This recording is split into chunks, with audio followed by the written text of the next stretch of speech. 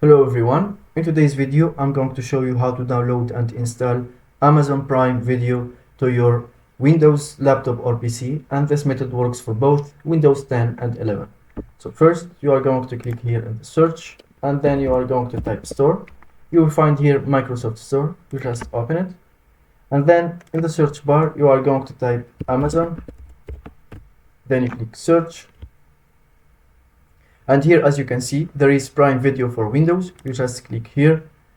And as you can see, there is the button Get. You just click here and the download will start. And after it finishes, the application will be completely installed in your laptop.